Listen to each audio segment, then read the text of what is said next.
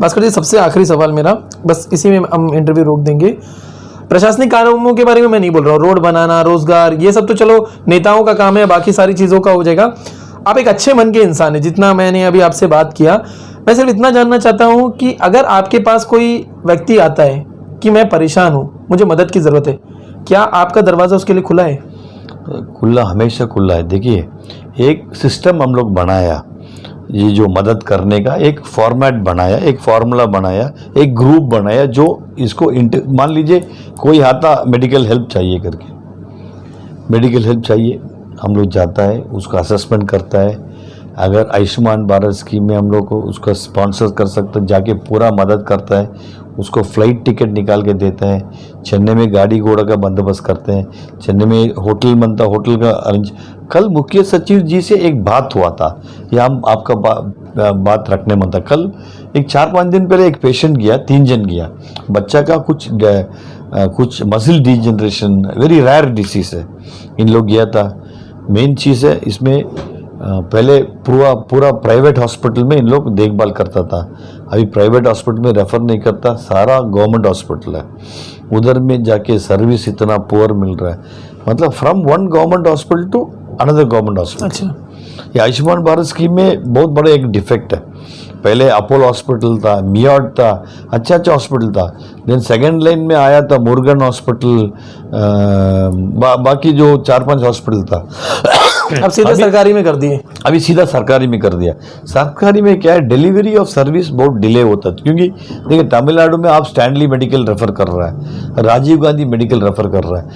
तमिलनाडु का जो चेन्नई के जो पॉपुलेशन है, तमिलनाडु को छोड़िए, 3 करोड़ पॉपुलेशन जो वो हॉस्पिटल के ऊपर डिपेंडेंट है, उसमें आप एक किसी को भेज रहा है। अभी जो हाल ही में जो पेशेंट गया था, उसका ब्लड टेस्ट लेने के लिए 3 दिन लगा, और अभी वो कल्चर है, कल्चर 7 दिन के बाद रिपोर्ट मिलेगा, मतलब 10 दिन एक आदमी उधर रहेगा, 3 जन रहेगा, खाना पीना सब। सो मुख्य सचिव से हम बोला कि कम से कम जो अंडमान भवन है, अंडमान गेस्ट हाउस है, ये जो आयुष्मान भारत में जो रेफर होके जाता है पेशेंट, इन लोगों के लिए फर्स्ट 10-15 डेज का फ्री रहना, अकोमोडेशन कम से कम फ्री हो जाए, फ्री रहना। क्योंकि देखिए इन लोग अभी जो है पेरिस कॉर्नर में, चेन्नई में इन लोग होटल में रहता, 800 रुपये में एक रूम में। अच्छा, वही इन लोग आके अंडमान भवन में रहने से 1,500 रुपया लगेगा, एक आदमी को 500 रुपया, ठीक है। उसके बाद खाना, उसके बाद ट्रांसपोर्ट, इधर से राजीव गांधी मेडिकल कॉलेज जाना बोलने से मिनिमम 150 रुपया, वो सब अपने हाथ का ही खर्चा है, अपना हाथ का ही खर्चा है। और बाकी का जो इन्वेस्टिगेशन जो बाहर में करना, वो सब इन लोग हाथ का खर्चा है।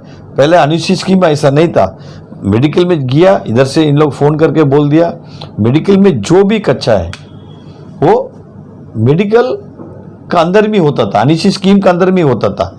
आज वो नहीं है, इन्वेस्टिगेशन के अलग पैसा देना, रहने के लिए अलग ये देना, फिर डिले इन सर्विस। आप गवर्नमेंट हॉस्पिटल आप देखिए ना, इंडिया के अंदर में बेस्ट गवर्नमेंट हॉस्पिटल अंडमान में है, इसमें कोई दो राय का बात नहीं। ट्रीटमेंट का बात छोड़िए, यू गेट आप जाने से इमीडिएटली आपको भर्ती हो जाता। अभी चेन्नई पेशेंट गया, उसको बोलेगा नहीं आप कल हो, परसों हो, नर्सों हो, सो इन लोग घूमते रहना पड़ता है, बहुत कुछ है। हम अगेन मुख्य सचिव से एक ज़रूर ये आयुष्मान भारत स्कीम का रिव्यू करने के लिए हम हाथ जोड़ के रिक्वेस्ट करता है, क्योंकि अगर मुख्य सचिव इसमें इंटरवीन करके ये जो पेशेंट्स जो जाता है, इन लोग का राहत मिल जाता है, बहुत बढ़िया। देखिए वेलूर में CMC है, प्राइवेट सेक्टर में, but they are social conscious. ये चेन्नई में इसेबल्स हॉस्पिटल है, ये भी एक क्रिश्चियन मिशनरी हॉस्पिटल है ऐसा हॉस्पिटल। देखिए इसमें कुछ एफर्ट चाहिए।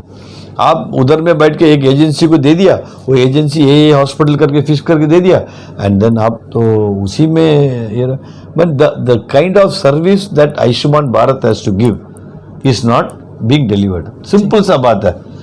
ये इधर का जो आप देखिए, एक स्ट्रेचर पेशेंट, अभी एक स्ट्रेचर पेशेंट है डेयरी फार्म में, 3 तला से गिर गया, ठीक है, बहुत पुअर है, फ्रॉम रंगत का बच्चा इधर में काम करने आया, कुछ काम ये हो गया, उसको स्ट्रेचर का मतलब 1,65,000 ये कच्चा करना। आयुष्मान भारत स्कीम में उसको वो एयरफेयर नहीं मिलता, बड़ा डिफेक्ट है, बहुत बड़ा डिफेक्ट है। और ये जो एयरफेयर नहीं दे रहा है, कोई कलेक्ट करके इसको भेज रहा है, वो गया तो इमीडिएटली एडमिशन नहीं होता, इसको रेफर करेगा Stanley medical. All ortho cases are being referred to Stanley medical में हमको मालूम है I have to intervene in a case where वो पेशेंट 10 दिन वो बाहर था। आप बताइए, ये तो स्ट्रेचर पेशेंट है, उसको मतलब होटल में रखना कितना तकलीफ है। फिजिकली अगर प्रॉब्लम भी है तो मेंटली हरासमेंट होता ही है। मेंटली हरासमेंट है, मेंटल हरासमेंट। ये जो Ayushman Bharat scheme is a big failure. इसको दोबारा वो अनिशी स्कीम में लेके आना है, अनिशी स्कीम को स्टडी करना है, दोनों स्कीम को मर्ज करके पब्लिक को क्या बेनिफिट है। देखिए, जो प्रधानमंत्री स्कीम में 5 लाख रुपया आप ड्रॉ कर सकता है।